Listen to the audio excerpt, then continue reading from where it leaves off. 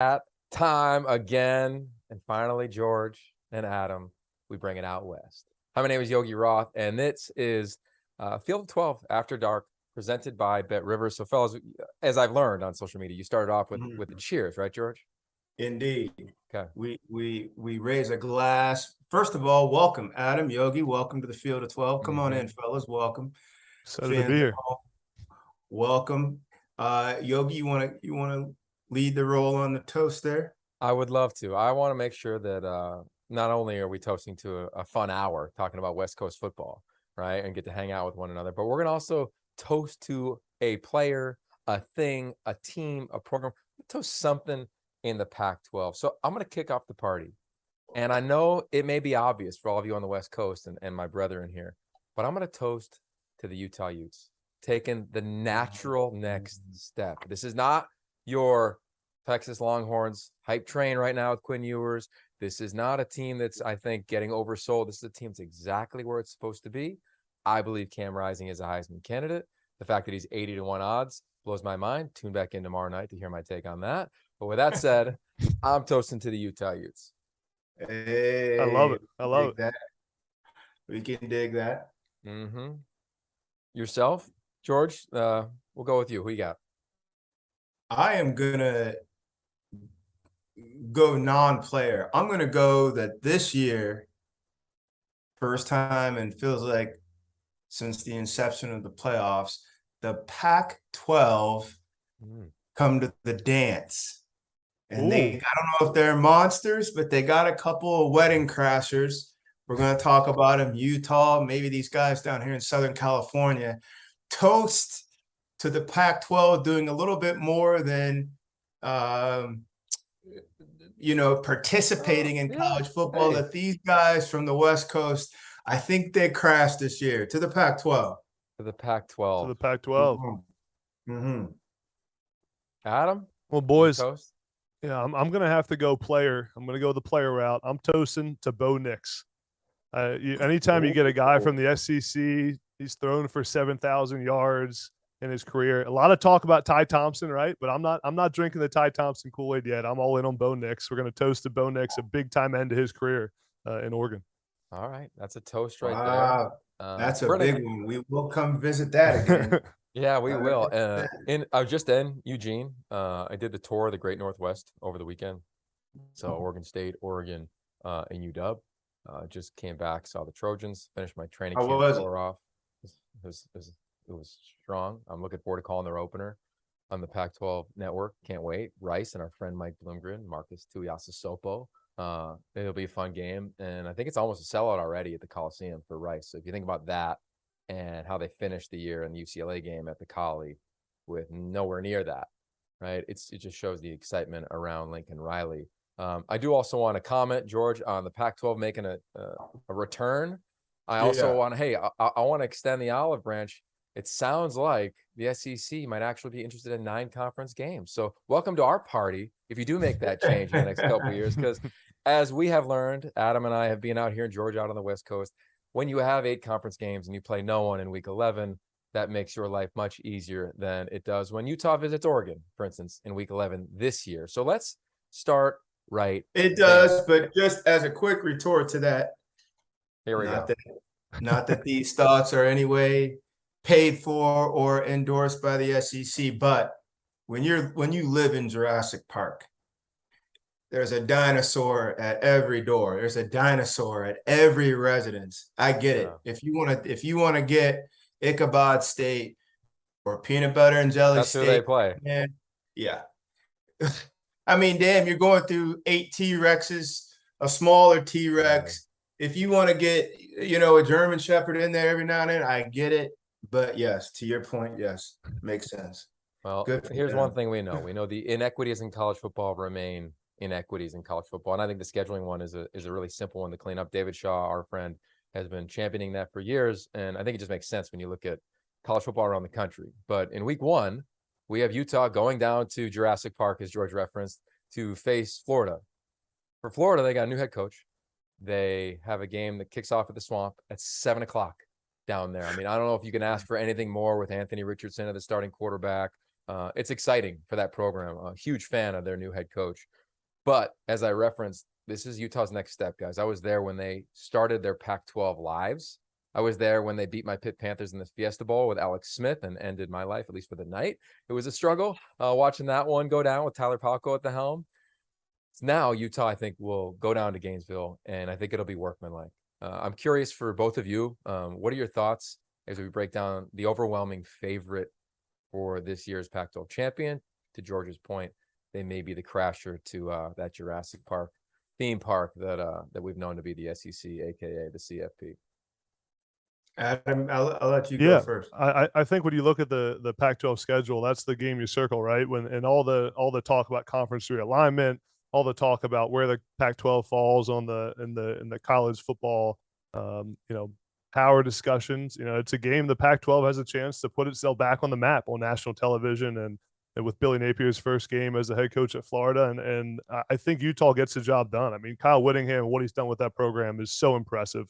And it's a good example of what happens when a university and a school aligns with their head coach and gives them time to build the thing the right way. They've now invested in him with his $100 million contract. I got to go there. But man, do I love Utah's tight end room, man. You got Brant Keithy, you got Dalton Kincaid. I mean, it's one of the best tight end rooms in the country. I mean, obviously, Georgia's is really good. Penn State's got a great one, but in the Pac-12.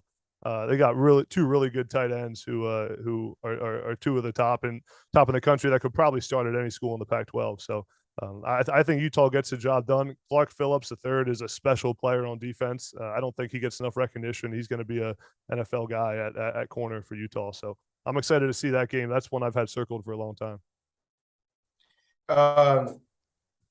I've wrestled with this one. I have a lot of respect for Coach Napier, and I think Anthony Richardson is the East Coast.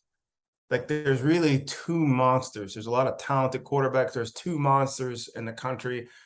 I'm talking about can go out and do anything, leap over humans, throw it from one end zone to the other. Caleb is one. He's here. Anthony Richardson's the other one. But that unit is still trying to gel and mesh. The stress and pressure is definitely on Florida. And I don't know the Utes as you two do as well to walk people in through a unit room like you just did. Like I have all the respect in the world for Cam Rising, but to me, Utah is a biker gang. And the last group of people you want to see showing up to your shindig to start the season's a biker gang. They remind me of what LSU was with Les Miles. Brutal on both sides of the ball. They tear the place up when they leave. Like, who wants to see that? So I just think the stress and pressures on Florida. I do, if I got pressed, I think Utah does win it, and they start off like that. But if Anthony Richardson and that new Florida staff can bow up, the swamp is the swamp. If they can get some of that generated, you might be talking about one of the best games of the season, starting the season out. But it is a brutal affair to go to dance with Utah. Nobody wants to see a biker gang. Nobody. But they're headed to Florida. It's also really tough. Sorry, Yogi, to play at Florida in early September. That is not a easy place to play. We played there when I was at UMass, and it is hot and loud, and it is a tough environment. It wasn't fun for you? Oh, it was not fun. Yeah, I don't. I barely remember most of that game, but that's going to be a tough trip for Utah. But I do think they get the job done. The humidity might be a good. You don't get that in Salt Lake, and the speed. There's a couple of things I think, but again, biker gangs, like, they really don't give a shit about all that stuff. They don't. So we're gonna see. It's gonna be interesting. Yogi, so you think they go in and come out with a win? No. Well, let me just address the biker gang comment. Number one, as you may have seen or may not have seen on social media, Kyle Whittingham has a sweet bike as a motorcycle, and just rolled it into Rice Cycle Stadium yesterday. Drove on into the team practice, so they can handle that analogy. I like that, George. Might use that in a game if appropriate. The second part of the humidity. Again, for our friends on the East Coast who probably aren't paying attention much to West Coast football, Utah has been practicing in the indoor facility in training camp, and they have cranked up the heat and humidity in the facility. So look, this is year 18 for Kyle Whittingham. He is Right. not a rookie at this thing. And I just think his team is so measured, fellas. Like I love hype in the preseason. And there's a lot of teams that are full of hype right now, I think, when you look at the top 15 in America. And it's just like a hope. I hope they can do it. Utah's like, it's a sure bet. Like, it's a lead pipe cinch. It's like, hey, they're going to come in. And as George said, they're going to play their style of ball. But they're also going to be explosive down the field. They got a core group of receivers that are not getting a lot of play. Brant Kuithe will line up all over the field and find a trio that's more talented. Maybe you can find one as talented, but find a trio more talented and more productive than Tavion Thomas, 20-plus touchdowns a year ago at 6'3", 240 at tailback. And they got 3 or 4 tailbacks that can all play, including Jalen Glover, who might be a freshman All-American by the end of the year. The quarterback, Cam Rising, one of the most efficient guys in the country. His story's fascinating. This isn't like a 3-star quarterback who came out of nowhere. It's a 5-star dude, committed to Oklahoma, flipped, signed to Texas, transferred to Utah, had to sit based on wacky NCAA rules when JT Daniels was immediately eligible, for instance. It was the same year when they transferred. But he sat, got injured when he won the job, didn't win the job last year, came in week 2 and led the team to a Rose Bowl. Like, he's got the stuff that most like first and second year players don't have because they don't go through that experience. Like he's got a lot in the tank. Yeah. And then Kuithe will line up everywhere. And Andy Ludwig is their coordinator. George, I know you've been around him. I don't know if you met him yet, Adam, but he's the true scientist. Like the way he works, the way he communicates, like the way like there's more light on us right now than in his entire life in a film room. Like he is dark room, getting to work with his pen and paper, and his game plans are great. So I like them. I think they replaced their stars on defense. Clark Phillips, I'm going to sit down with him tomorrow. He's got a great journey. This is an Ohio State commit who flipped to Utah, and they've done that a few times now. You look at the couple corners and secondary guys like Julian Blackmon now in the NFL. Jalen Johnson was a 5-star player out of Fresno that went to Utah. Like they're quietly, Terrell Burgess starting for the Rams. Like this has got next level guys, I think, at every position. So it'll be an awesome atmosphere. As long as Utah can handle the first couple drives in that environment, I think they come out and pull away. Kind of like, Alabama, Miami early on in the season, or one of those games where like you get the best shot and then you just settle in. I think that's what we'll see. But it'll be a big year for them. Put a bow on Utah before we move on. What I love about them and Cam Rising, they've got some marquee games. Like when you look at their schedule, Florida, you both referenced, USC middle of the season at home. Last time SC's going to Rice Eccles, that place will be crazy. It's been sold out for 50-plus games already straight in a row. And then they go to Oregon in week 11. So moments nationally. San Diego State, September 17th. Not, anything biased about Dime City down here, but the Aztecs are 8-2 in their last 10 Pac-12 games. Yeah, we'll get to them, George. Right now, I think the Aztecs, they got to clean up a few things off the field right now. They got some things going on right now, which is not cool on a bunch of levels, but it's probably good for Arizona, who has him in the opener. We'll get to Jetfish later on in the show. Let's talk about, I think, the next 3 teams, to me, are clumped. I don't know where you guys see Oregon. Adam, you referenced Bo Nix. UCLA, I am very high. I picked them second to finish in the league. Wow. I love their schedule. I love a ton of their players. I can get into the weeds if you'd like. And then the Trojans, which are the great unknown. And as Lincoln Riley said, and I will quote it, is the most unique roster in the history of college football. 20 transfers, right? Only 8 true freshmen are on this roster right now from this last signing day class. So where do you want to attack? George, I'll start with you of like, who do you see next as of now and why? I see it 2A and 2B. Okay. And they're both LA schools. I think they're both better than Oregon. And really from the quarterback standpoint and staff play caller standpoint, Chip Kelly and Lincoln Riley, they've been in the wars.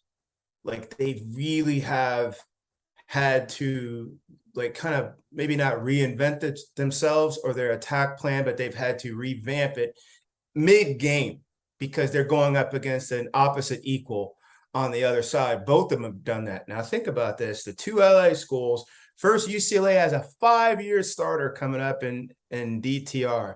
Mhm. 5 years, you can't buy that kind of experience. In You this cannot offense. buy that type. Yeah. 5 years, he's going to put these records, in a place they can never be touched. But records aside, there's no scenario he hasn't been in. I think the game that really like he's going to anchor his career was beating LSU at home. And Yogi, when we saw him this summer, Adam, he said, I asked him, when did you know you had that game won? He goes, man, second or third series. Mhm. Second or third series. He goes, yeah, coach, second or third series. We knew what the motion was doing. I understood our physicality at the front. Hey, we can do some things. We can run the ball between the tackles. And then he said he just turned to Chip and he goes, run it, call it. We got it. So USC, but as much as I'm excited about UCLA, SC, they have a monster over there in Caleb Williams. And I'm not just talking about these traditional quarterback aspects of arm as a rocket, because it is, and he's an incredible athlete because he is, but because he makes these winning Derek Jeter type plays. Kansas on the road last year, the wheels are coming off at Oklahoma. He just took over and it's not going well. They're messing around in Lawrence, Kansas, and the Jayhawks are jumping all over him in the third quarter. 3rd and 2, he hands off, back gets stopped in the backfield. Caleb, instead of watching and just like wishing it to happen, reaches, takes the ball, goes and gets the first down on his own. Just takes it from the running back. Give it to me. I'll go get it done. And then from then on, that's special. That's a competitor. That's not, I'm playing a role. I need to slide in the open field or do all these things. I'm a football player who's really a monster, who's really lined up at quarterback. And now, like Yogi said, they got all these free agents. Like they signed more free agents than I think any of the NFL teams did. Stayed just under the cap, apparently. And so now what are they going to do? And now the schedule sets up for some interesting matchups, but I don't know if they're insurmountable. So to put a bow on that, Utah, the city of LA, Oregon. Okay. All right. We'll get to Oregon. Don't worry. Go ahead, Adam. I like it, but I got USC as the best team in the conference. I think USC's. I think they're way too talented. You look at the playmakers they brought in, like you just said, they hit free agency and they hit it hard. I think they signed like six high school recruits, and the rest were transfers. But obviously Caleb Williams, you said it. Jordan Addison might have been the biggest pickup of the offseason for any receiver across the country. Obviously was the Bilikinoff Award winner. Mario Williams. I mean, he has so many guys to throw to. They at tight end, Malcolm Epps, who's a guy that no one's talking about, played at Texas, is big and long and gives them a red zone target. They got the 2 transfer running backs in, the best running back from Oregon, the best running back from Stanford. And they're so talented all over the place. Obviously, the concern is the offensive line, as it almost always is for USC. But I think Caleb Williams is dynamic enough to figure it out. I think Lincoln Riley will scheme around it, and I think the defense is going to be better than people think. I think Corey Foreman's going to have a breakout year. For so long we've seen these 5 stars at USC, not turn into what everyone expected. But I think Corey Foreman comes into his own this year. Damani Jackson was the big signing for USC at DB. I think he could be one of the freshman breakout players in the Pac-12. So I love you. I love USC, man. I've been on the USC hype train all off season, and I hope I don't regret it. But I mean, obviously love UCLA too. To me, it's a make or break year for Chip Kelly. I mean, they've had, they had the offseason controversy with the contract extension. They're not recruiting super well right now. He has DTR back for his 5th season. Zach Charbonnet's, there, and he's one of the best running backs in the Pac-12. So I think it's a big year for Chip Kelly. But I don't think they're going to end the year being the best team in LA. Interesting. Okay. I'm going to learn so much about tight ends this year. I'm so excited about this. Adam brings he's cracking this box open that I've never really peeked into, except for your headliners. This is going to be great. Well, if I do believe that about 5 years ago, the Pac-12 conference, if you go back and watch guys, like the tight end became a theme. Yeah. It's become a position when you look at guys that played in college and or found their way to the NFL. It's become a thing.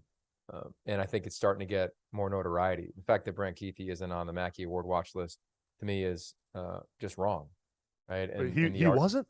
No, because the argument is that like, well, he doesn't put his hand in the dirt. And I say, well, yeah. find me tight ends that only put their hands in the dirt. You Yeah. know, like the sport is changing. So I challenge us, and maybe our listeners can give us a new idea. Like, what is the position called, right? If tight end's not going to get you to the Mackey Award watch list at least, and you're not a wide receiver, like, what are you? Because you are arguably, and not even argue, I think he's a top 5 impact player in this league, and he's a bear to try to defend. So let's go to defense for SC. I can't wait to watch them, fellas. As I referenced earlier, I'm calling that opener. It was 8 high school guys that they signed, 20 transfers, and a bunch of them were on defense, right? Multiple defensive linemen, linebackers, Eric Gentry, one of the more talented guys in the country. I was just with Ted Robinson, my broadcast partner, and he reminds his body type of Alden Smith in terms of how long he is and athletic he is. I like the secondary and how they've developed. The challenge that I'm most intrigued to watch about SC is that this training camp, right, the 29 practices or so that you have, and call it, 17, 18 when you're really going, right? Because they start really game prep. Most teams have started that today and tomorrow in major college football. How quickly can you get up to speed? And that's what Lincoln Riley told his team, when they began training camp, which was, okay, fellas, like, we're a little bit behind the 8 ball. We haven't all practiced together. So how quickly can we trust each other? And how quickly can that trust turn into accountability and knowing what to do? And I think that's going to be a real fun challenge for them, because the reality is their opponents, at least in conference, they've only gotten tighter, right? If you look at SC to kick off the season, they're going to go to Stanford in week 2, who I think is undervalued, especially in offense. They've got weapons. They're not SC explosive at wideout, but they're right below them, in my opinion, in the conference. Michael Wilson, who George and I know you and I both love him. Bryson Tremaine, who's finally healthy back from injury. John Humphreys at 6'5" is a big weapon. Ben Urasic, talk tight ends, is a real talented one. A nice tight end out of Tennessee from Trent Dilfer's high school. Sam Roush is going to be there and have an impact. So I wonder how quickly the defense gets rolling, because then comes Jake Haener, who we could argue is in the conversation for top 3 quarterback on the West Coast. I don't even think that's much of a dramatic argument with how he produced last year. He's in the dialogue. And then they go to Oregon State. I just came back from Oregon State. That team is as solid of a team as I've seen. Right. So that's what I'm most intrigued is, yeah, they're loaded. How quickly can it happen? I don't know. I don't think any of us know, because we've never seen this before. And I think that's what makes this so interesting. So that you would really put the pressure on Alex Grinch and the defensive staff. Well, I think it's everywhere, because look, playing wide receiver, and Adam, you're a tight end, and George, you're a quarterback. Like, I do think there's something to repetitions, right? And Mario Williams came from Oklahoma, so there's a bond there. But Jordan Addison just started practicing camp. And I think first and second down, no problem. But I do wonder when it's a third down and you're running a drive route and you got to sit based on linebacker leverage or whatever it may be. Like, those are the things. Like, and I'm not negative on it. I'm honestly just so curious. That's why I'm so pumped. Like, I don't think I've been more excited to call an opener in my entire life. Like, I can't wait to call this game. So I just don't know about that. I really look forward to it, because when I go across town and see UCLA, I see the opposite. Like, I see a team that's got dramatic trust in one another. I see a team that has practiced together for a long time. I see a team that's also thrived in the transfer portal. This is a team that's brought in a bunch of guys that nobody's talking about, right? Jake Bobo, I think he's an all-conference receiver, but defensively, Darius Musow, starting Mike linebacker, he's all Mountain West linebacker last year at Hawaii. They bring in Azizi Hearn, a cornerback from Wyoming who started there a year ago, played really well on defense. They bring in 2 twins from North Texas to play the Murphy twins to play the edges after losing 2 edges in the transfer portal to Miami and Cal respectively. So I just think that, like, we love up SC all the time in the portal, and I think UCLA should get some love, and their core is back with one of the top 3 running backs in the country. And I think the surest thing at running back in this league for the NFL is Zach Charbonnet. That's why I'm high on just the makeup right now. And then you look at the schedule. UCLA's first 3, because of Michigan and George's buddy out there, they bailed on playing UCLA. So now they have to pick up a non-conference that's at FCS level. They're playing 3 non-cons to start the season. I don't know what really happened with that, but that was who they were supposed to play. So for everybody that lights up UCLA's schedule, Michigan bailed on what was supposed to be a game. So now they start off 3-0. I think they can make some noise before they host Utah, I think in week 6 of the season, which could be 2 undefeated teams with a lot of anticipation. Well, I'm with you on this. I like the thing that just jumps out at me about the Trojans, and again, the whole restaurant says under new management, they gave up more points than Arizona did last year per game, almost 32 points a game. So all that firepower, but do you have like a defense mechanism? Only Stanford was worse, and they weren't that much worse.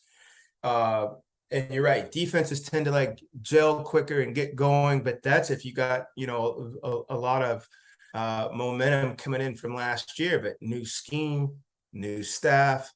I don't know how active they were in terms of the free agency side. I'm sure they were. Oh, they did great. They got 2 guys from your favorite conference with the Jurassic Park down there in the SEC. They get Shane Lee at inside backer from Alabama. Then coming off the edge, they get Romello Height from Auburn. So they did well, in the portal. But to that point, I just go back to like, you guys know, you probably played both ways, whether you were in high school or you watched it in college or you've seen it. Like, I really believe the best defenses are like they're connected, right? They move on a together. string. Yeah, exactly. They move together, and this is an active defense. You study Alex Grinch, who I remember him in Pullman at Wazoo with Mike Leach, and then he went to Ohio State, and then he ended up, of course, at Oklahoma. It's active, and when you're active, and that's going to be the question, like how active, because you can miss a gap. It's just going to be fun because their opponents, and this is what gets no play. The Trojans' opponents, they're real. Like, they're really sound is probably the better way to say it. Stanford's going to be sound on offense. See what they are on defense. Fresno State, dramatically sound. Jeff Tefford coming back to run that program. They won't miss a beat after Kalen DeBoer goes to UW. Oregon State, Jonathan Smith. I'm telling you, fellas. Like, I know our producer, Dagan, doesn't know a lot about the Beavs, but buy the Beavs this year. And they got a tough non-con. They go to Fresno in week 2, and they start off with Boise State in a stadium under construction. But they don't have weaknesses. They might not have first rounders. So it sounds like Grinch. Sorry, Yogi. It sounds like Grinch can't get that exotic. They may have to come out, line up, and play ball as opposed to showing different looks and walking backers up here and playing like games. When you have a veteran, familiar group like you can do, or if you're just playing lesser than talent, you can go do all that stuff. But from what you're saying, they may have to get more steak and potatoes and leave all the rest of that stuff off to the side until you put your third down packages in. Otherwise, you get gashed. I'm going to ask him, right? We have a production meeting next week heading into the game, and it's going to be the first question. It's like, hey, what do you want to do? Because I do think at the end of the year, my hot take of the night, I think SC beats Notre Dame to finish the season and launches themselves into next year. Like, I just think it's going to take a minute for them to get in the game mode. Now, this offense, move the ball all day long, man. Raleek Brown, oh my gosh. Like, they got talent to Adam's point. But I just go to my guru in football, and college football is Chris Peterson. And I asked him the day he got the job at UW, how long does it take to build a culture? And he didn't flinch and said 18 months. And that's what I think is so fun about this year for Lincoln Riley, because he knows that too. So they're trying to speed everything up. And I love what he told his team. He goes, speed around our culture and speeding it up is going to be all about trust. So I need you in. And that's what's going to be fun. I think they're all in. I think it's going to be amazing there. I'm just really intrigued. Like, I don't sit on either side of the fence. It's one I can't wait to sit back and watch. And I think one of the, mentioning the USC defense and how, the fresh faces and Alex Grinch, I think one of the biggest signings out of the transfer portal, and I'm sure if you're, you've talked to some guys about him, Mekhi Blackman from Colorado. Oh, yeah. I mean, Mekhi just the veteran presence that USC desperately needs on defense. I think it's huge. I mean, he's played a ton of football at Colorado. He was all Pac, honorable mention all Pac-12, but a veteran guy that kind of brings that stability to that USC defense and that leadership that hopefully, allows you to do some more stuff, allows you to, do more fire zone packages like Alex Grinch loves to do. And I think, it's a guy you don't really hear about a ton, but I think that's a big signing out of the portal for Lincoln Riley as I think it's kind of a big impact on that defense. I love it. All right. So let's talk about defense, because I'd be curious. I don't know if you guys net out with me here. I think coming into the season and coming out of training camp, I would say the same thing. I think Oregon's got the best defense in the league. I think an NFL player, an early NFL draft pick at every layer, starting with Brandon Dorlus at defensive line. Noah Sewell is the best player in the league, in my opinion. And Christian Gonzalez, I just sat down with him. I was up there a couple of days ago. This guy is, I think he's a first-round corner. I think he's the best corner out west, and I understand why. We're going to release our Field of 12 All-American team tomorrow. He won't be on it, not to play spoiler, and I understand why, but by the end of the year, I think he'll be on everybody's All-American list. This guy is legit fast, right? We all probably were captivated. Remember when David Blau, the Detroit Lions, was watching his wife, Melissa, run in the Olympics for Columbia? Yeah. That's Christian's sister. This dude grew up. Literally, he said we'd go to eat dinner, and after dinner, we'd pull over the side of the road to a park, and our whole family would race. His dad's 6'9", played professional basketball in Columbia, just a family of athletes. I think he's a beast, man. He's all of 6'2", really long, really athletic. Been playing since he was a freshman. Followed Demetrius Martin there. So I love this defense. And we'd even talk about some of the other weapons that they have on that side of the ball. So I'm going with them defensively. Dan Lanning as a defensive-minded head coach, I think is exciting. He's now 36 years old, got the job at 35. There's something cool about that for us, all of us. I don't know, George, you and I are older. Adam, I don't even know. What are you, like 26, 28? 27. 27. Yeah. So you can't imagine being guess. 35 yet, but George and I can imagine being 35. Being 35 sounds old, man. I don't know. Yeah, it is. It is kind of. Oh, that's cute. That's cute. But Adam, I want to start with you, man. Like you referenced Bo Nix, the guy you toasted to. We love Bo. George and I have been around him since he was in high school. What makes you lean into the Ducks? And if you love him so much, how come you don't think the Ducks could win the league?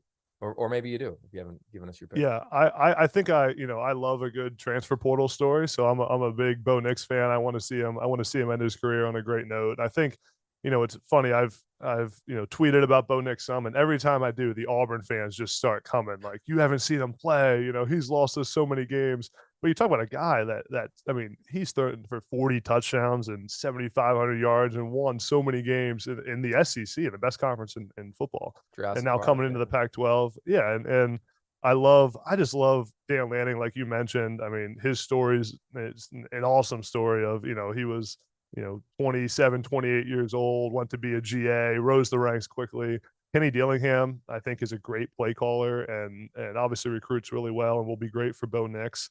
Noah Sewell, I think rivals Will Anderson as the best defensive player in the country. So I think there's a lot of reasons to love Oregon, and I just think that USC is too talented. I think I have USC 1, Oregon 2 in my power rankings, and I just think I think USC is too talented. But I do love Oregon, man, and I'm rooting for Bo Nix this year because he's just an easy guy to root for, man. And with all the talk about Ty Thompson, all the talk of the fans wanting to see Ty Thompson, and I think Ty Thompson has an amazing career.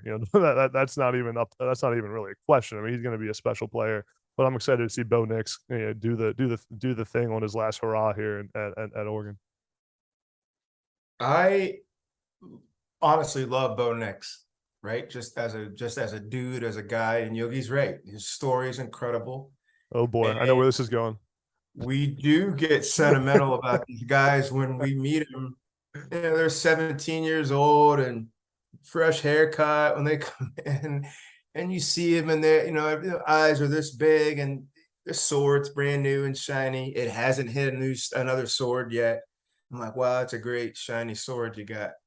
But I can't wait to see you and that sword go to work. And then he goes to Auburn. And honestly, from some of the staff and players that I'm close to down there, and I nerd out, just like Yogi goes all over, I go all over. It wasn't technically talent, and it wasn't, mechanics and all those sorts of things. It was his inability to galvanize people at Auburn. And there was notes of entitlement that came out of Auburn. Oh, my name, my family, I do this, I do that. You guys go that way, I'm going this way. And that's where it kind of came undone from what I heard on the ground. Obviously, I'm not a Tiger. But so to me, it's a lesson that a lot of guys, I think most guys in his situation pick up, learn. It's a learning lesson. I bet you his approach at Oregon is going to be completely different. There's going to be some urgency and some almost some kind of, you want to say desperation, but this pedal to the floor to go in and will and win hearts and minds, a lot like what Russell Wilson did when he got to Wisconsin. You're just more self-aware. And so hopefully he does that. Tony Franklin and Chris Hudson, I think they're going to help him out at wide receiver. There you go, Yogi. And then Kenny Dillingham, I'm curious to see how they try to offset what Bo does. Because honestly, Adam, I don't know if Bo finishes the year as the starter. And I think he'll finish healthy. But will he go the distance as the starter, or will he have to give way? The kid behind him, Thompson, talented dude now. Yeah, he's special. Talented dude. He's been in the stables now. He's kicking. That sound you hear is him kicking those stable doors. And then Oregon's going to be put in there pretty fast. Georgia, we're going to learn early. Lastly, love Dan Lanning. And just everything on the table. I wrote him a letter last year. I wrote him a note. I'm a writer. I send coaches notes, and I told him just what Yogi said about defenses earlier. So much respect, not just for, and Yogi and Adam, we call it the Bulldog defense, the White Walkers. We don't know if they'll resume that name again, but that's in homage to the unbeatable force out of Game of Thrones. But not just because they had all these world beaters on defense. It's because they play so smart. Very few errors. They had the incredible leadership of Nakobe Dean. They got all these monsters around him, and they moved on a string. And I told him they look so well coached, so poised, and the brotherhood, nothing's breaking this unit. And, he sent a note back, etc. I just think he's going to bring a lot of those Jurassic Park elements in terms of grit, battle, the front, how to man the line of scrimmage, because it is a little bit of a different style out here out west. And yeah, you're one of maybe 2 or 3 monsters, but there are no other real monsters out here. So, and now you get a Noah Sewell. Who better than to go from Nakobe Dean and then turn and you get Sewell and you say, sit down. Let's talk about this defense's future with you, at the heartbeat of it. I do really like Oregon, and I just really have a concern, not at a quarterback play, but at a quarterback leadership, more to the point. Okay. All right. All interesting points. I'll be brief so we can get to the rest of the teams here, but I do think a couple things. One, let's address the present reality. And you could read about it in a book called 5-Star QB that George Whitfield has contributed to. But Bo Nix is in the book as well. And Bo wrote about how when he chose to go to Auburn, it was almost like he had to go, right? It was predestined. We've all seen the video with him as a kid in the jersey on, right? Like we all been there and watched it on YouTube or on many games that he's played in his career. But it wasn't necessarily like, this is the thought I want to make. And he said, what, I looked at the last year. This is a guy who was still going to be the starter there, right, from everything I was told, and said, what, I want a fresh start. I want a fresh slate. So I can't speak to what George referenced. I haven't heard that necessarily. But if that's the case, he's saying, what, maybe it's like Russell Wilson, or maybe it's like some of these other quarterbacks that have transferred of, all right, let me just like wipe the slate clean, and take that massive weight off my shoulders. Let me just kind of play free. And I think that's what we're going to see from him, having been up there in the spring and just being there over the weekend. I think that's what we're going to see from him. And I'm excited for that. I think defensively, they also have some other guys like Justin Flo, who's the #1 recruit in the nation at inside linebacker. This dude is like beast mode. I'm talking sideline to sideline freakish. Noah Sewell, I'll still never forget him at the opening when George and I were there in Dallas. George, you might even have a video of this on your phone, but we're standing there, and I remember standing next to Emmitt Smith watching this drill. Linebackers, running backs, one-on-one amid the cones. And it's like, turn around, can the running back move and shake and lose the linebacker?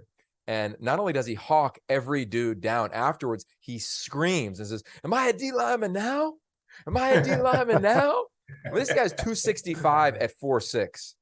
Adam, going against 200-pound running backs. He's going to go, yeah, exactly. He's going to go higher in the draft than Nakobe Dean did, having been at the draft last year. Like, this guy is everything. And that's what I'm most intrigued by in the opener. I've done some radio shows, as you guys do, around the country, and in the South, a lot of the prevailing narrative is, well, Oregon's not going to be able to handle it physically against Georgia. If there's one thing I would say they'll be able to handle, it'll be physically against Georgia. I mean, this team was built by Mario Cristobal in recruiting. This is 3 straight years of top 10 recruiting classes. These are big bodies. Like, these are big dudes. Their O-line is not getting any play. Alex Forsythe, I almost put a big argument into making him an All-American on our preseason All-American list, which will, again, reveal tomorrow. Spoiler, he's not on there. There is one Pac-12 lineman on there, though. I'll tell you that, who that is tomorrow. but I say that of, like, this team's built physically. Like, this, they have had a challenging training camp, and I'm so intrigued to see them throw down. I think it'll be a game of, like, you know, they're not going to be able to make mistakes. But this is a team that also went into the shoe, and I get CJ was young, and you can say whatever you want about the offense last year, but they moved the ball at will. And this offensive line, most of them are coming back. So I like the physicality of them. On the quarterback thing, I'm going to go Ty Thompson. I'm going to go on a major soapbox here because I'm speaking to fans around the country. We live in a world now, if a kid doesn't play, if a young man doesn't play as a freshman, as a big recruit, they think he's a bust or going to transfer. If he doesn't play as a second year, he's definitely out. Correct. I was with Ty Thompson. We walked out of the practice field together last week. He looks like a man, right? Like, he looks like a member of Georgia's Roman Army, as I'm sure he's referenced many times in these preview shows. It's his second year in college with the second system. Let's just relax. It's the most complicated and intricate position in sport. So for fans out there, you know, Oregon hasn't named a starting quarterback. We're all just presuming it to be Bo Nix. If we presume it to be Bo Nix, let's just pump the brakes on Ty Thompson isn't good enough. Ty Thompson didn't make it. Like, and if you have any questions about that, I'm happy to have, like, an educated dialogue with you, because there's so many quarterbacks that all of us have worked with and been around that need time to develop. Mac Jones, 3 coordinators, waits his time, leads to a national championship, and then goes on to go play in the NFL early. Question for you, Yogi. Yeah.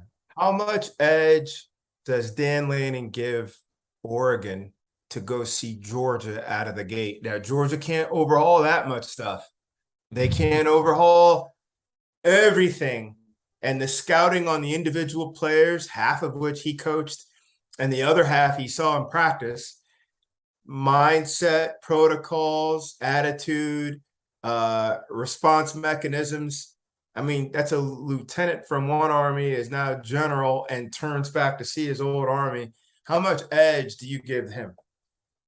If it was him as a factor. Yeah, if it was week 4, I'd say that gets overblown. But because it's week 1, I think there's some credence to it. And I think it's going to be in scheming up individual players or scheming up individual pressures, right? I know how this left tackle sets. I know how this running back chips.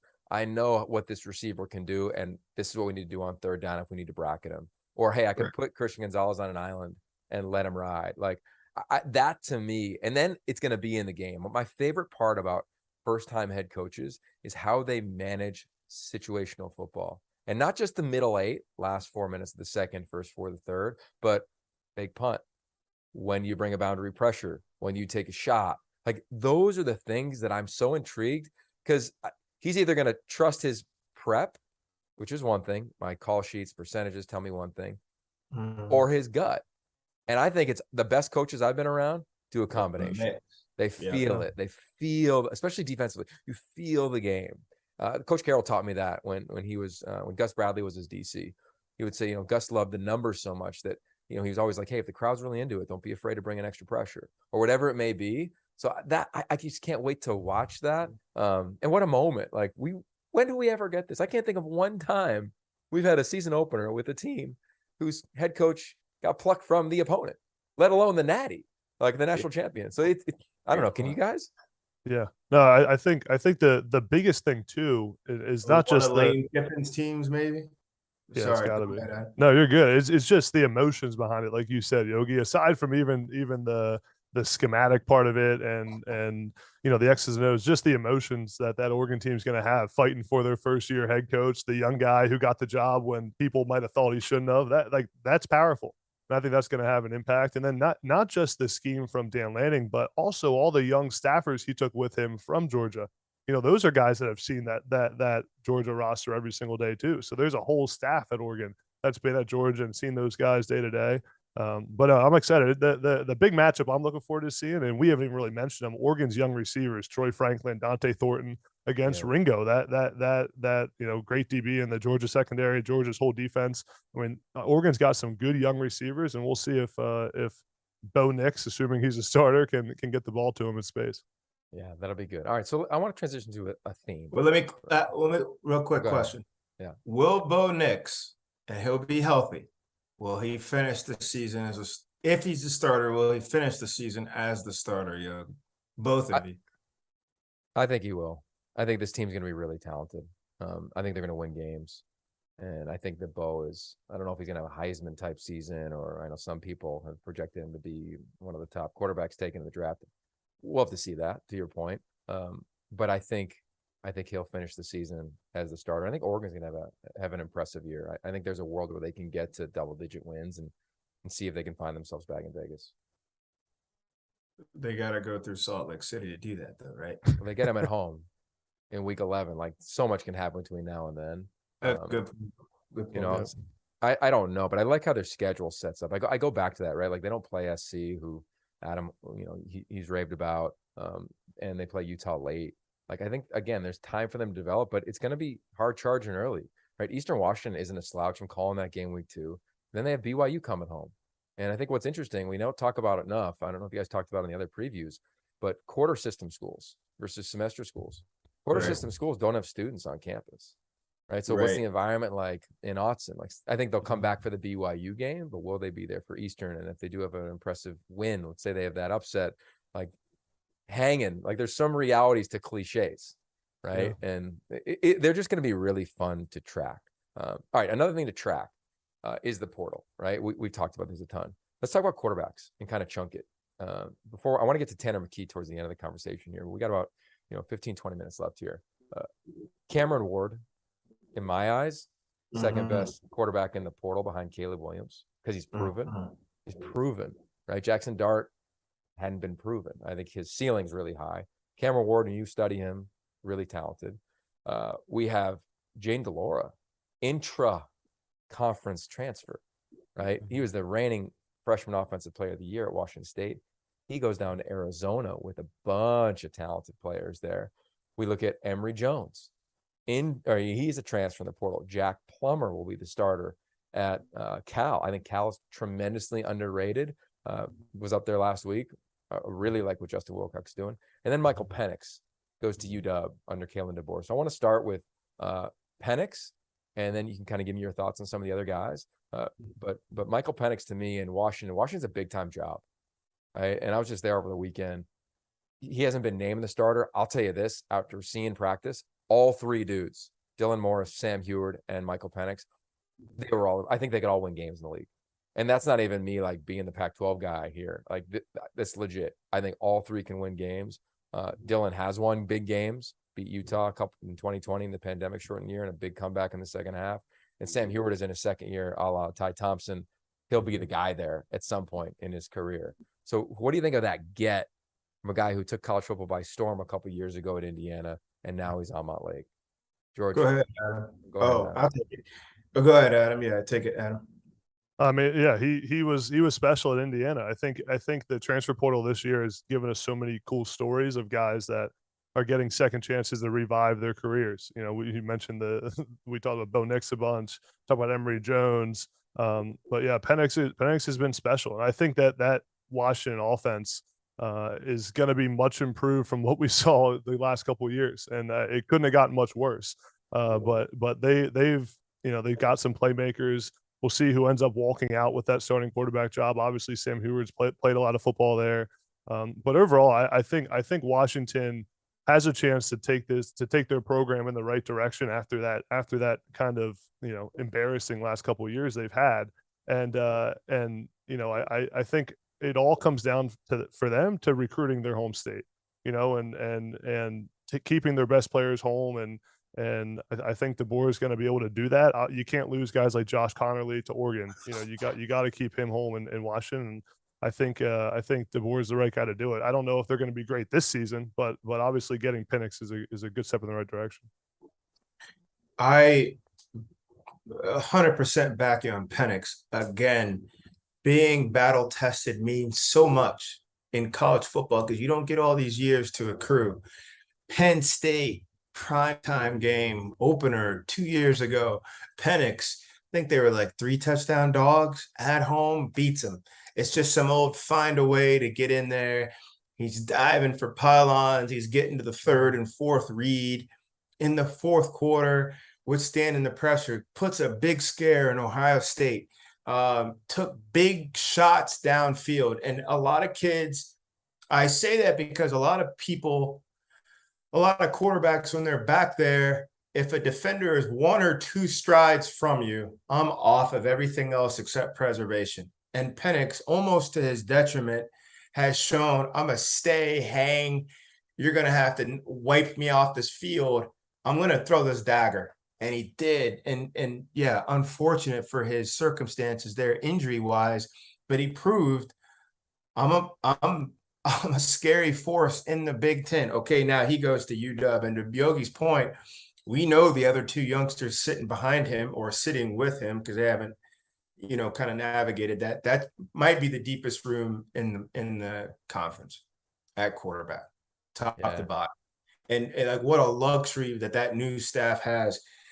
I would take it a step further. Yeah, I think every school has to keep the in-state kids in as best as possible. But UW, when they really got rolling, they came down to California, like most of the Pac-12 does. But when they really got going, and now you're talking about your perimeter weapons, and yeah, a lot of those defensive stalwarts, if you look back over the years, were California kids they were able to build trust with, recruit them, win the recruit, and get them up there on campus. And lastly, this is a winning staff. They stayed together as a unit. Look how many coaches on DeBoer's staff were together at Indiana and then came down to Fresno State, got going, and then as a unit go up there to Washington. A lot of familiarity. And I say that because that's not always the case. Look at Brian Kelly. Brian Kelly's staff at LSU may have 1 or 2 like of the front 12 position coaches from Notre Dame, and he had to basically make a brand new all-star team of coaches. Now he'll go and get it done because he's a great coach, but there's a lot to be said for culture, familiarity, a through line, who are we, et cetera, et cetera, et cetera, et cetera. So I am really excited about this Husky team. But it really is going to come down to can they punch up? Like we'll credit them for the wins we think they should get, but the turning point is going to be when UCLA comes into town, when you show down at the Coliseum, when you get a chance to go to Eugene. Do you have the ability to punch up this year? You got a vet at the helm, which is their best shot to do it. But are you as a culture and program capable of punching up? Can you get somebody to stagger and fall? Yeah, so some things there just to clean up. I think all valid points. Adam, I think you said embarrassing last couple of years. I think that's a thought around them. Remember, in 2020, they won the North. Then they all got COVID and couldn't play in the title game. Right? Like, so last year, it was just that dark that it seems like that cloud is just kind of continually hanging. I think for the state of Washington, I think they've gone out of state to get some talented players, but Myles Gaskin, Budda Baker, there's some talented players that have been in their backyard as well that they've kept home. So I think there's points to both of those of can you build a pseudo fence around that state and go find some talented players like John Ross, for instance, is an example of an elite skill player for them. I'm really intrigued for them because their schedule is pretty fun. Like they don't play SC and they go to UCLA on a Friday night. If you're going to play anyone in LA, you want it on a Friday night. Like it's just hard to get anywhere on a Friday night. Like the crowd's probably going to be late arriving. Like we just know that to be reality. That's insight. Yeah. So I say this, and this is kind of my bold prediction. One of them for the year. I did this on the Pac-12 networks this week. I think they beat Michigan State in week 3 at home. And I think Husky Nation kind of feels some joy because it's been a minute, right? Like they were supposed to play Michigan in 2020 at home. That game, of course, like everybody else in the country, non-conference wise, got knocked out because of COVID. So this fan base hasn't had like a big time home game in a minute. and we've all been there and been on that sideline. That fan base is as passionate as there is in the country. And it's in a city. Like, it's not like in the sticks in Jurassic Park, for instance, as George referenced earlier. I mean, this is a major metropolitan area that throw down for UW. So I think it's a big moment as Mel Tucker comes to town. And I'm excited for this team. Transfer-wise, they bring in a bunch of running backs. They bring in a running back out of Virginia who was a captain there. He's in his 6th year. Wayne, I don't want to mispronounce his last name. I don't have my pronunciation guide in front of me. They bring in Cam Bright from Pitt, a transfer captain at Pitt. Like, again, we talk about these new coaches, like how fast can you get your guys to trust and buy in, right? Michael Penix played for Kalen DeBoer. He's calling his plays. Right? So I think there's something to that for UW. They have talent. Like, it's not like recruiting dramatically fell off. Like, they missed on Connerly. They missed on some big names. Emeka, they missed on a D lineman who went to Ohio State last year, but it's like they don't have anybody there. Like, I think that cupboard is fuller than people think. And to Adam's point, like, it's just that cloud kind of hung over and continues to, but they're doing well in recruiting. And I think that offensive staff, there's one thing I really feel strongly about this year is what they're going to do on offense. Like, Kalen DeBoer has just proven. You know, he and his OC, they've just proven it year in and year out. I think regarding some of the other transfer quarterbacks that I want to give a little love to. Wait, quick question on the Dogs before we roll, because I want to talk quarterbacks. But for both of you, like, everything's relative. So, what is a successful season for the Washington Huskies, given Yogi, like, all these positive aspects that they've either overcome, sustained, or have going in their favor? What's a winning season for them? I think in year one, getting back to a bowl game. Like, I think 6, 7, maybe you can get to 8 wins. Like, I think that's this thing moving in the right direction. Because they're one of those programs that, okay, they're not, call it top 10 blue bloods, but they're like right below that as a blue blood. Like, they could catch fire. Chris Peterson's a great example of what happened, right? His first year and a half was a challenge, and then it got going, and then boom, it really picked up a bunch of heat, and they go to the playoff and hang with Alabama, at least in the game, if you go back and you watch that one. So that's what I see. I think they start off 2-0. Michigan State, you can call it a toss-up. Then they get Stanford. They go to UCLA, at ASU, versus Arizona at Cal. I think a lot of those teams, starting with ASU, Arizona, and Cal, like, we don't really know what they're going to be by midseason, and there's a chance that I could say, yeah, UW, Michael Penix is rolling. Like, this dude he's a threat. So I'm excited. I'm excited to see ZTF come back. Their edge rusher who had made a lot of plays last year. I think they've got some unique depth there. The question for them will be in the secondary. They're replacing 2 guys that are playing on Sundays, and Trent McDuffie and Kyler Gordon. And they don't have a guy who's that. Jordan Perriman transferred from UC Davis, played for our good friend, the Hawkins family, Dan Hawkins over there. He transfers up. He's probably the best DB, best corner they have. But guys that played a lot of ball. Right? Asa Turner's played a lot of football there at safety. I don't know. We'll see kind of how it shakes out, but I'm intrigued by them. I want to get your thoughts on the other quarterbacks. Like, let's just go through the league. We kind of hit most of the guys, but Jaden DeLora, Jed Fish brought in a top 3 recruiting class in this league, top 20 in the country. Did well in the portal and brought in the best receiver in the league, and Tetaroa McMillan. Pretty impressive. Chance Nolan comes back. He'll be a 2+ year starter for Oregon State. And Jack Plummer comes in from Purdue for a team that probably runs the ball as well as anybody in the league at Oregon, or excuse me, not runs the ball, plays as efficient as anybody in the league in Cal. I think with him throwing the ball downfield. So what do you think of that trio there? As I say, DeLora, Chance Nolan, Jack Plummer representing Arizona, the Beavs, and Cal, and Justin Wilcox. Yeah, I think DeLora's obviously a big step up for U of A, and what Jed Fish has done at U of A in a short period of time is extremely impressive. I mean, you think back to when he was hired, and a lot of people had a lot of question marks around why U of A went in that direction, and he's done nothing but bring that program. I mean, there's a newfound energy around U of A right now. He's recruiting the state, which schools have the in-state schools have struggled to do for a while in Arizona.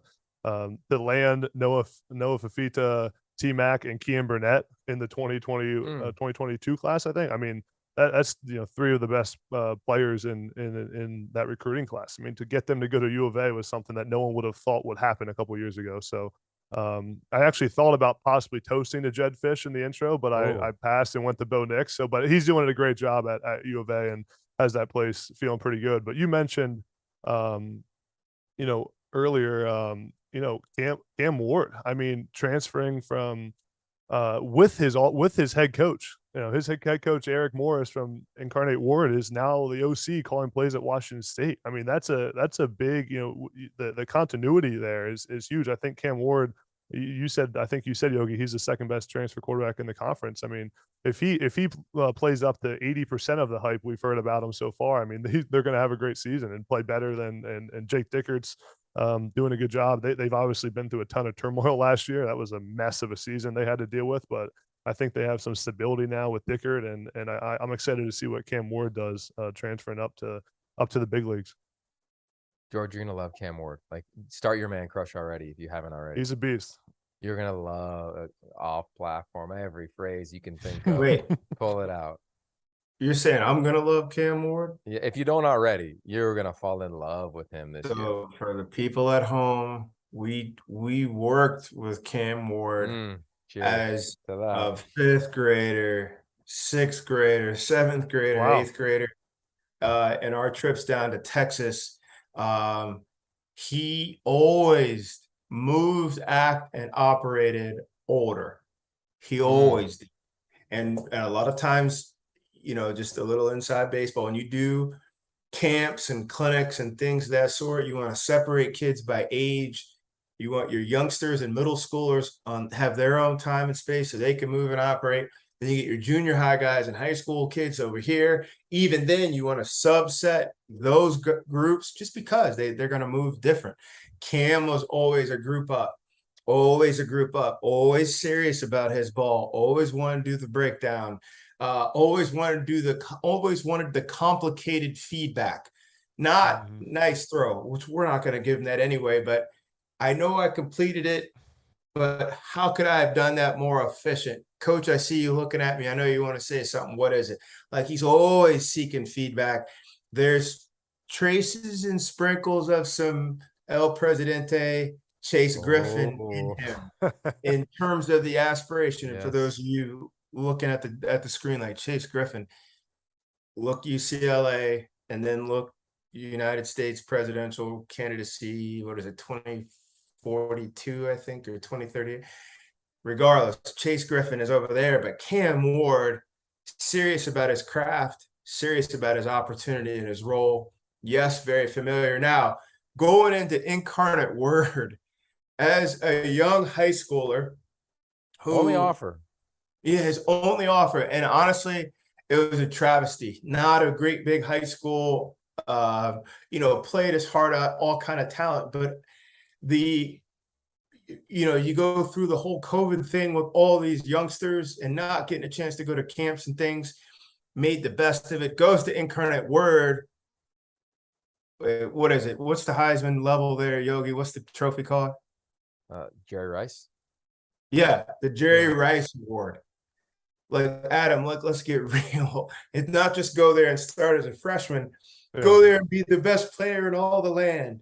And then, boom, portal. We can transfer. I can take all this and go someplace to somebody who's in need of what I do. Where do I sign for that? Like, loved it. Okay, so, and then he goes to Washington State. I can be a difference maker there, as opposed to go to UCLA, sit in this, golden trim room and wait behind all these guys and hopefully one day my time. No. This train is going out the station right now. Where? Washington State. So love that about him. Delora, Arizona. Jed Fish. What'd you say, Yogi? Let me go back to my notes. I'm a student of all these guys I go on air with. 18 months to build a culture. Therefore, right about the end of this season, Arizona is going to start to round into shape. Jed Fish, for those of you at home, UCLA, Michigan, New England Patriots. He's a winner, and all he's been around is winning. That's it. It's not like he's been getting, kicked in the teeth and kicked out of moving vans, and rolling on the street like you see them. No. He's been in real winning situations from some of the best coaches in the country who couldn't be more drastically different. Chip Kelly, Jim Harbaugh, Bill Belichick. Now he's got his first at-bat, which he really had to wait a long time to get that. Yeah. It doesn't all come like a 36-year-old Dan Lanning. Now he's got that. Okay, Deloria. Plummer. I really love Plummer. He could not hang in that arms race, in that arms battle with Aiden O'Connell. Well, I'm sure the Big Ten guys tackled him, one of the best quarterbacks in the country. I'm sure he learned in that knife fight what it means to really come into that building. If anything, he's going to support. You have a veteran backing you up. And who's the last one, Yogi? We went Ward, we went Deloria, and who else? Chance Nolan. Nah, Nolan. Oh, yeah. Again, solid. I don't have a big, I've only seen him a couple of times. I don't have a big, cast about, what comes out ahead of him. But again, serious about ball, mechanically sound, is not and not a risk taker. He does not throw dice. So if you give those guys, all the support around him, I like what all those guys are going to do, especially what Fish and Cam Ward are going to be able to kind of drive out from their respective positions. Okay. All right. So we're coming up against here. I want you to think about, and you have to be brief, the one player you're most excited to watch this fall that nobody's talking about.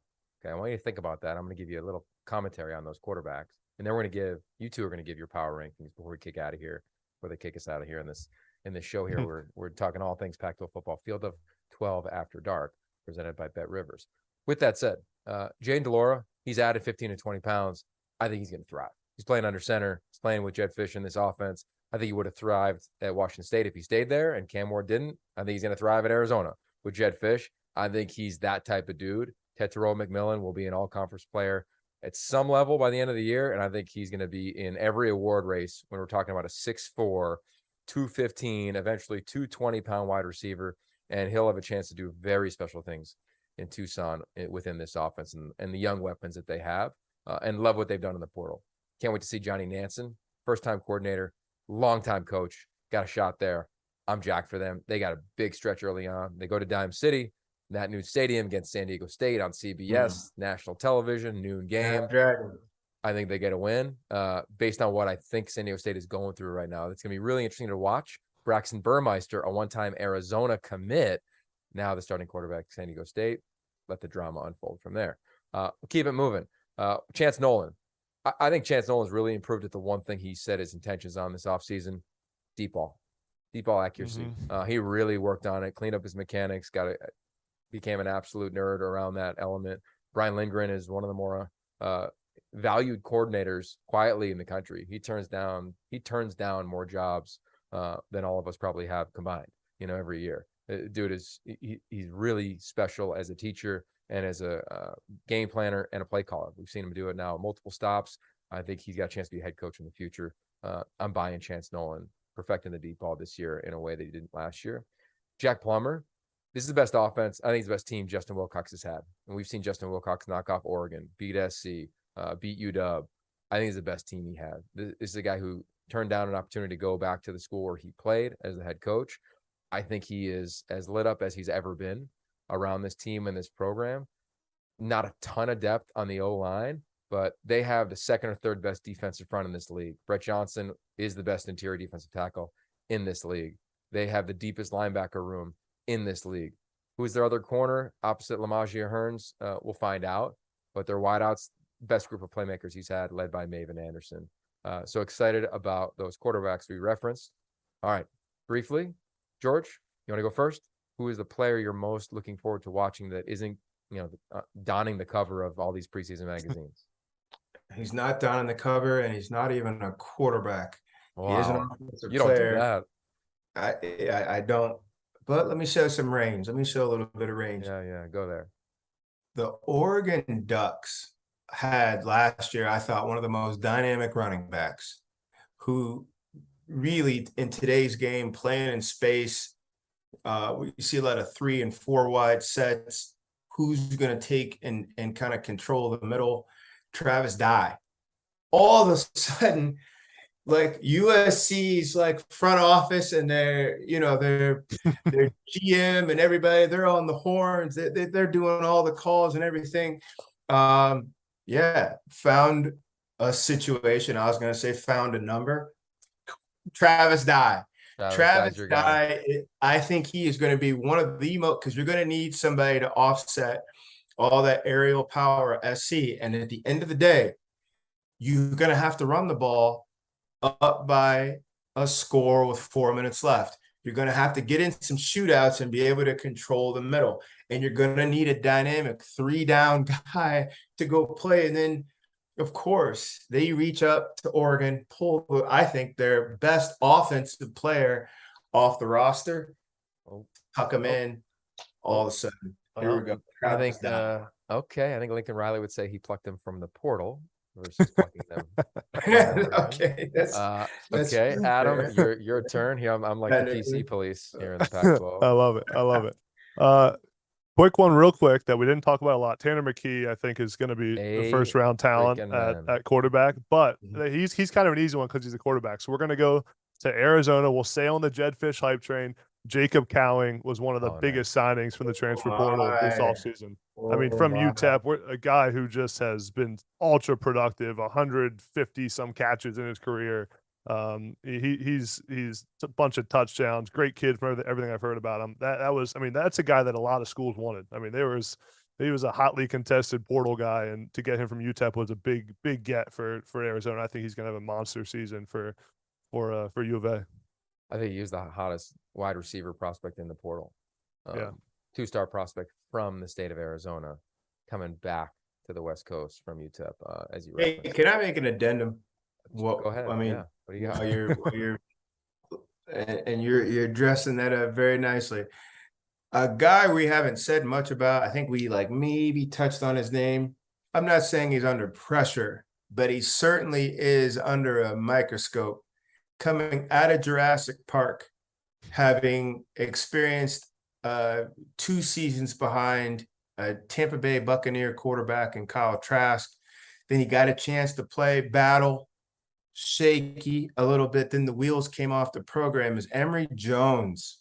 Emory Jones. Now, we talk so much about the value of being battle tested.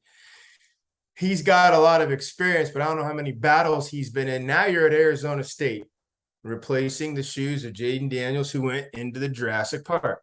What is he going to do? Dual threat-ish. He's not really a take-off and go guy.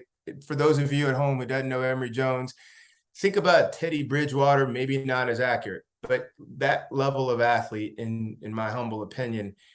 Now you're with the Sun Devils. Now you're at the front of the helm. This is the first time Emory Jones has had a chance to kind of step forward and be forced to galvanize people before the torch was passed. There is no torch passed here. You land, and that program is also trying to find some footing. They're trying to kind of recalibrate a little bit right now.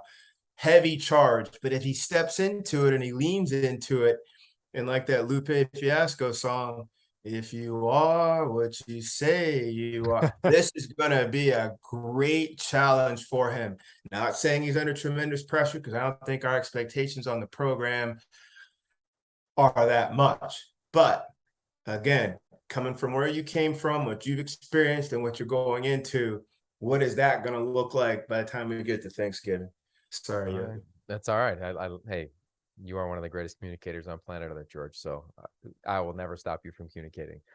With that said, I'm excited for him on a bunch of levels. Arizona State has lost some players, has added some players. Cam Johnson, one of those at wide receiver. I think he'll have a big year for them. And Herm Edwards is as good as there is at communicating to players and breathing confidence into them. I think that's exactly what's going to happen with Emory Jones. I think his stinger was taken away from what I was told with the previous regime at Florida. And I look forward to watching it. First game of the season, the Pac-12 next Thursday night. I'll be all over that coverage on the Pac-12 networks. My guy, I'm not going to say anybody we've already referenced. You two need to think of your power rankings super fast, because we only have 4 minutes left. So you get to say 12. Well, wait. if you ask Dagan, just historically, you do have the ability to roll into extra innings if you need. Yeah, we're good. I got to roll into bedtime with a 7-year-old. So That's a good point. We are gonna go fast. My player is Liatu Latu. Know the name. I'm telling you right now, know the name.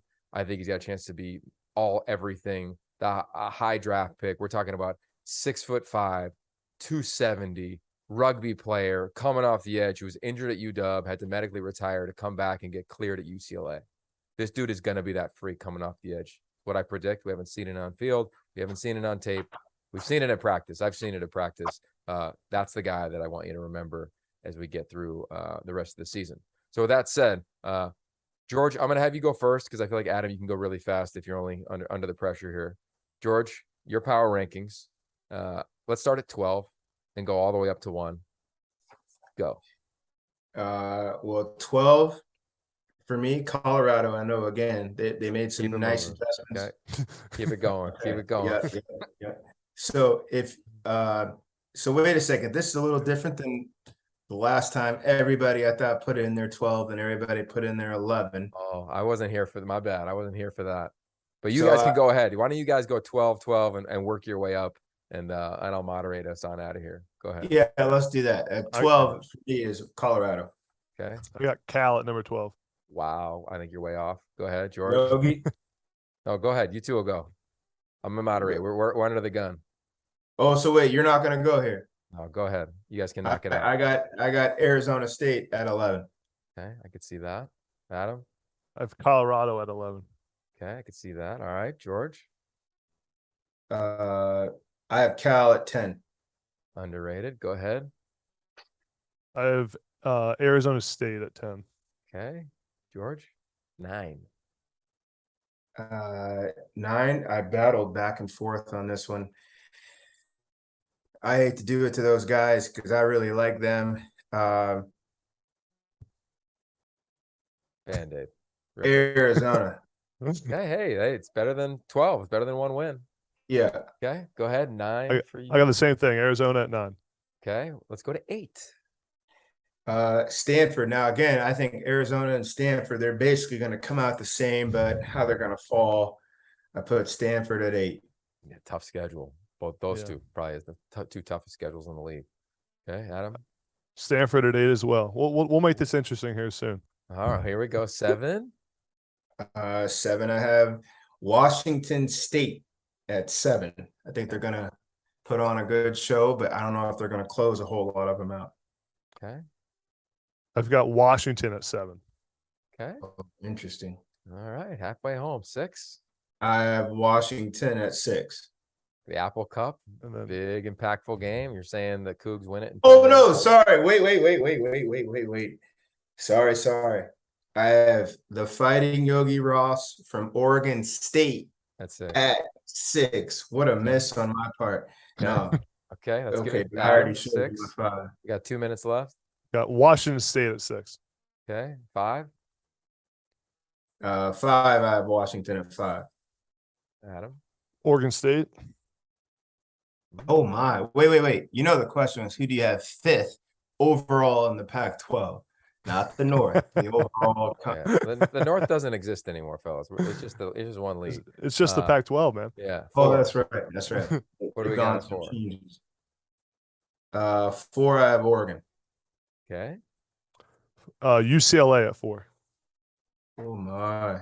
Oh, okay. All right. So you're saying the Ducks beat. Well, one of you is saying the Oregon wins that game in Autzen with Chip Kelly's return. All right. At 3. I have the Bruins at 3. Okay. Zach Charbonnet for Heisman. Go ahead. I have Utah at 3. Oh my. I'm going to save this like clip and rerun it in 12 weeks. I hope I like Adam on here. Adam is in here. Rerun it. Don't worry. Utah fans will rerun it for you. Don't worry about that. I got to check with HR. If he just in here just to kind of, you know what I mean, spur things up. Utah. Are you the Stephen A. right now? You guys knew that was coming. I've been hyping up USC and Oregon all day. All right, 2, George. Two. Oh, Who's my. going to Vegas and who's winning? George, give us 2-1 together. Who's playing for the Pac-12 title? Utah is going to be playing the Trojans. Who's the 1 seed? The biker gang. Okay. The biker gang will be there against SoCal, and I have the biker gang winning it. Wow. So you're saying the biker gang would win the first match mid-season in Salt Lake City. They're going to be the 1 seed, I'm assuming, and then SC invokes revenge. Correct. Okay. Got it. Interesting. I see you peeking in my notes. Hold on a second. I'm just saying SC finishes with Notre Dame prior to that game, and Utah finishes with Colorado prior to that game. You Assessment of the reaching over here, schedule. peeking into Okay, my last notes. one. Go for it before we sign out, Adam. Who's going to Vegas? You got Oregon and USC. And who out of the first year head coaches is hoisting the trophy? Team Lincoln Riley. There LA it is. takes it home. LA. He took a couple weird turns, but he got to the same arrival. I love it. I love it. My math teacher in the 5th grade, Mrs. Pappas, should have said, "Nah, show me your work." The work doesn't show, but your answer got there. All right. That's amazing. I wish I could turn my screen around. My 7-year-old fell asleep watching this show. Not because he wasn't entertained, because it just got a little dark in the room. Thank you, fellas. Are you contractually not able to give your thoughts on the Pac-12's outcome? I'm contractually unable to keep this stream going any longer based on us running right up against it. And I got to help carry. Oh, no. I got the fine print right here. You are allowed, as the point guard, to, if necessary, under circumstances that deem as much, I love that. Extra innings. Beautiful. Well, no extra innings here, but tune in tomorrow. It's the All-American show on the Field of 12, so that'll be fun. And we'll keep it moving as life rolls on here in college football. We are less than 2 weeks away. This week we got week 0 games. I know you guys are excited about those. As always, fun to see you, fun to hang, fun to toast back the pack. If you don't know about it, come out of Jurassic Park. Will be your go-to if you want to learn about what football and life is like on the West Coast. It's way more fun. I promise you that. Peace. Wedding Crashers.